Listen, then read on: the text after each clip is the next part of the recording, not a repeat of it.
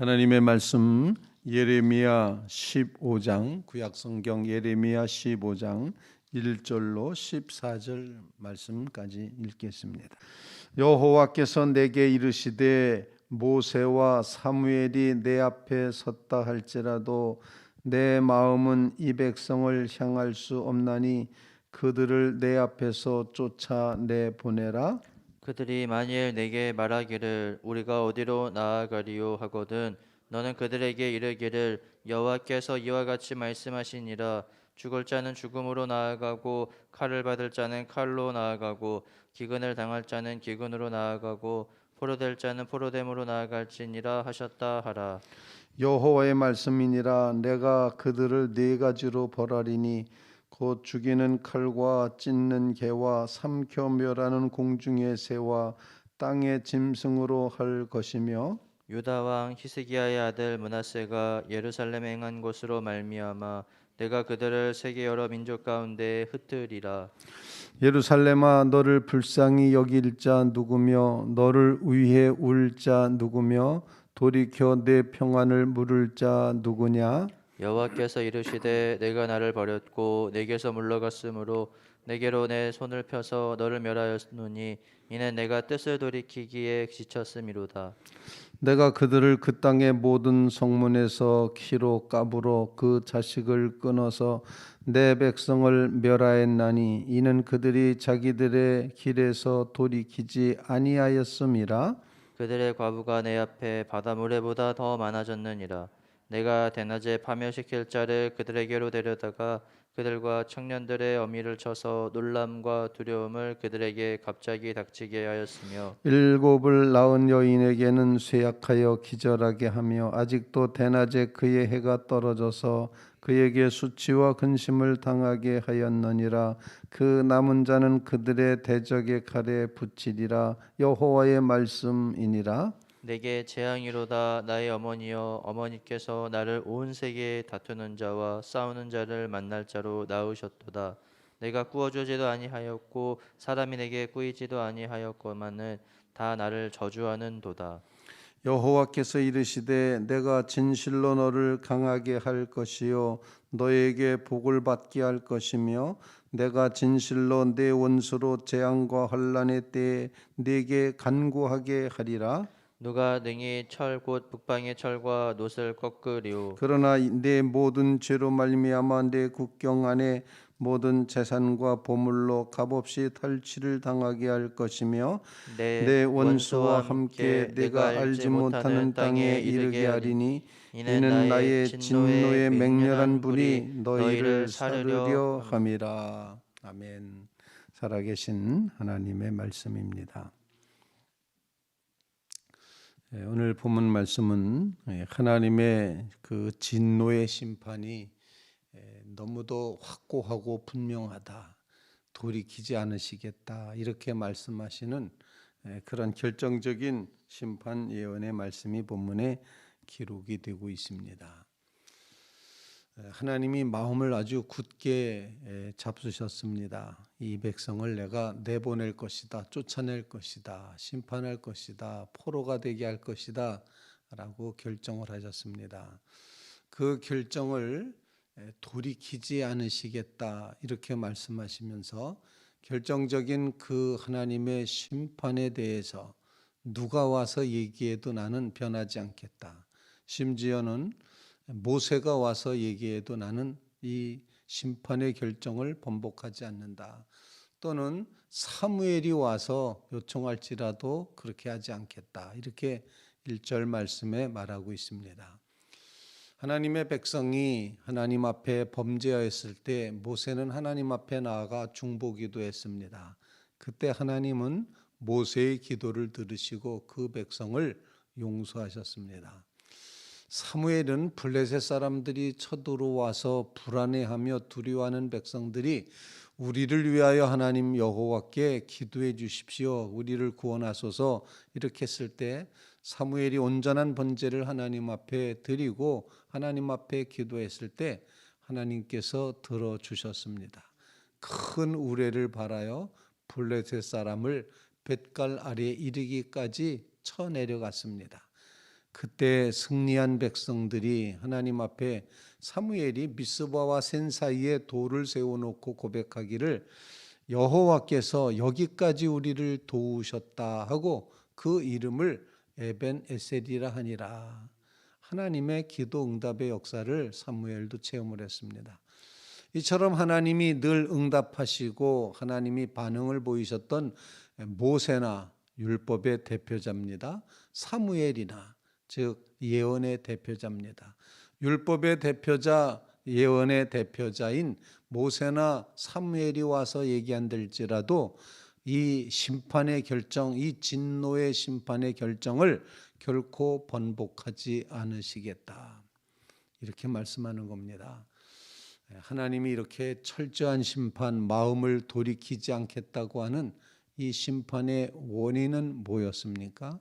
오늘 본문 말씀에 보면 히스기야의 아들 므낫세 왕이 범한 죄 때문이라 이렇게 오늘 본문에 표현을 하고 있습니다.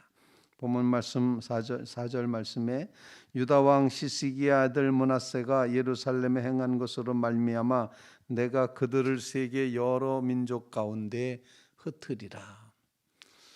므낫세의 악정 즉 히스기야 왕이 웬만큼 종교 개혁을 했고 하나님께로 돌아가는 그런 역사를 이루기 위해서 많은 산당들, 이방신을 섬겼던 상당들을 다 없앴습니다. 그런데 그 다음에 왕이 된 므낫세는 다시 모든 우상의 산당을 다 회복을 시킵니다. 도로 아주 온 동네, 온 마을, 나라 전체가 하나님을 섬기지 않고 우상 숭배하는 그런 일을 행하게끔 했던 그런 왕이 아주 악한 왕 중에서도 이름이 더 높이 드러날 므낫세 왕의 악행을 보고 하나님께서 여러 민족 가운데 흩으시겠다. 하나님의 이 결정적인 마음은 그 백성이 하나님을 향하지 않기 때문이라는 겁니다. 그래서 오늘 본문에 우리가 기도할 제목은 하나님이 돌이키시지 않는 이유는 그 백성이 돌이키지 않았기 때문이니 우리는 하나님께로 끊임없이 돌이키는 민족이 되게 해 주십시오. 돌이키는 신앙생활을 하게 해 주십시오. 그런 간구를 주님 앞에 올려드릴 수 있기를 간절히 바랍니다. 6절 말씀에 하나님이 내 손을 펴서 너를 멸하였노니 이는 내가 뜻을 돌이키기에 지쳤다. 이렇게 말씀하십니다. 하나님이 용서하시고 또 용서하시고 하나님은 계속 뜻을 돌이키셨는데 그 다음 구절에 보면은 이 백성은 7절 말씀에 이 백성은 그들이 자기들의 길에서 돌이키지 아니하였습니다. 돌이키지 않는 백성과 돌이키에 지치신 하나님, 그러고 보니 심판은 필연적이고 심판은 너무나도 분명하다는 사실을 우리에게 가르쳐 줍니다. 정말 하나님 앞에 돌이키지 않으면 심판이 임할 수밖에 없다는 사실을 꼭 기억하면서 돌이키지 않는 백성과 돌이키기에 지치신 하나님의 모습을 바라다 볼 때 하나님 우리로 하여금 마음 문을 열고 주께로 돌이키게 하여 주시옵소서. 우리가 고백한 찬송가 가사처럼 단단히 잠가두고 못 들어오게 하시면 어떻게 하겠습니까? 이제 문을 엽니다. 나 죄를 회개하고 곧 문을 엽니다. 하나님께로 돌이킵니다. 하나님 들어오셔서 내 마음속에 좌정하시고 하나님의 뜻을 이루어 주십시오. 이렇게 간구하며 기도하는 믿음의 성도들이 다 되시기를 주님의 이름으로 부탁을 드립니다. 두 번째 기도 제목입니다. 그것은 바로 이제 이 슬픔의 장면에서 예레미야가 탄식을 합니다. 그냥 쉬운 말로 어머님 왜 날 낳으셨어요? 라는 그런 탄식을 하고 있습니다.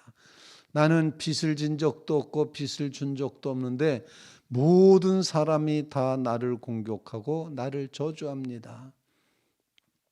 예레미야 하나님의 말씀을 전하는 사람에게 닥쳐온 고난이 있음을 보여주고 있습니다.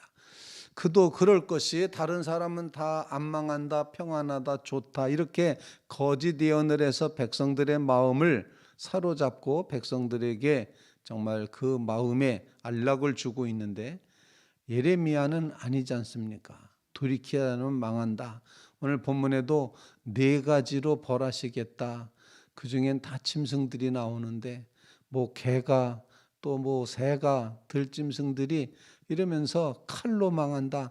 이렇게 그 백성이 멸망하는 네 가지 방법도 다 잔인한 방법이고 그 동네에는 이제 남자가 다 죽기 때문에 홀로 된 여인들만 가득하다 이렇게 표현하고 있고 그리고 일곱 아들을 두었던 그 어머니도 일곱이 다 죽었기 때문에 어찌할 바를 모르는 그런 장면으로 이제 공황장애처럼 그렇게 살아가게 될 거다. 이처럼 하나님의 심판이 아주 분명하다고 하는 사실을 예레미야는 선언하지 않을 수 없었습니다. 주신 말씀대로 하나님이 그 주신 말씀대로 예언할 때 백성들에게 엄청난 저주와 엄청난 핍박을 받고 있음을 보여줍니다.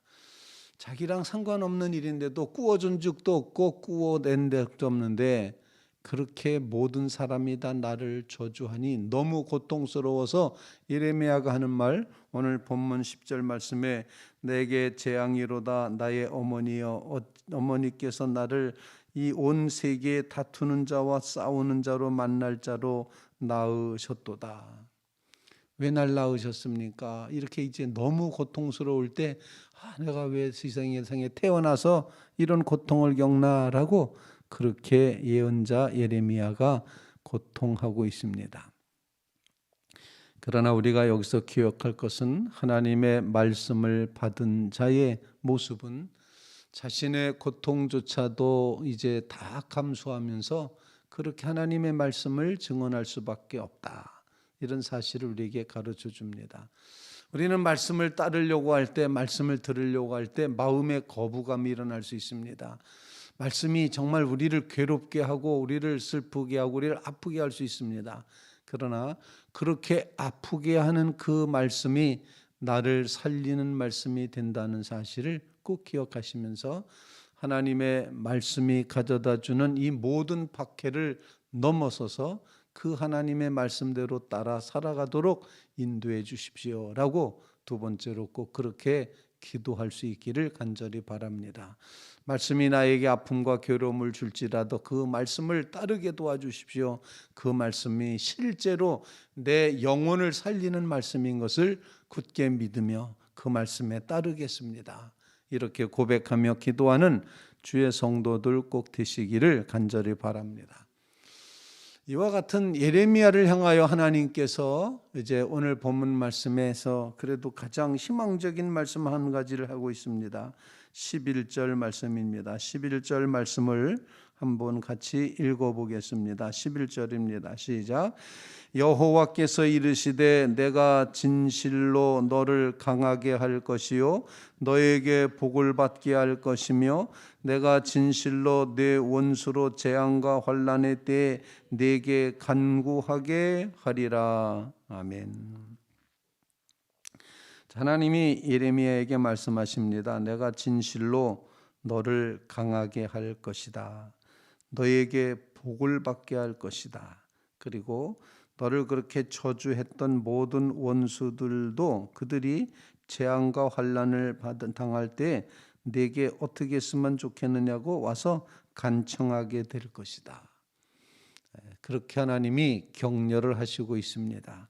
오늘 이 말씀처럼 진실로 하나님이 강하게 해주시고 진실로 하나님이 복을 받게 해주시고 진실로 원수들이 다 굴복하게 하시며 원수들이 와서 간청하게 하시는 승리의 역사를 역전의 역사를 허락해 주신다고 말씀하고 있습니다. 하나님이 말씀대로 우리를 강하게 하시고 우리에게 복 주시고 우리에게 존귀함을 누리며 살아가는 삶을 이루게 하옵소서. 하나님의 위로하심이 하나님이 강하게 하심이 하나님께서 정말 용기 주시는 귀한 격려하시는 이 말씀을 의지하며 하나님이 우리를 강하게 하시고 복 주시고 우리로 하여금 정말 승리의 삶을 살게 하실 줄로 굳게 믿으며 그 하나님의 격려에 힘입어 살아가는 믿음의 성도들이 다 되시기를 주님의 이름으로 부탁을 드립니다. 이 새벽에 우리를 강하게 하시고 복주시고 이 새벽에 우리를 주의 이름 때문에 존귀 여김 받는 자리에 서게 해 주시옵소서. 간절히 간구하며 나아가는 주의 성도들 다 되시기를 주님의 이름으로 부탁을 드립니다. 오늘 주시는 말씀을 통하여 돌이키지 않아서 돌이키에 지치신 하나님을 배우며 우리의 마음이 주께로 향합니다. 간절히 기도하시고 하나님의 말씀이 우리의 마음을 때리고 우리를 고통스럽게 할지라도 그 말씀을 따라서 가게 도와주십시오 라고 간절히 간구하고, 그리고 하나님 우리를 강하게 하시고 우리를 복주셔서 주의 존귀한 자로 원수들 앞에서 존귀하게 들리움 받도록 인도해 주시옵소서. 이렇게 하나님의 격려를 구하며 기도하는 귀한 새벽 되시기를 주님의 이름으로 부탁을 드립니다.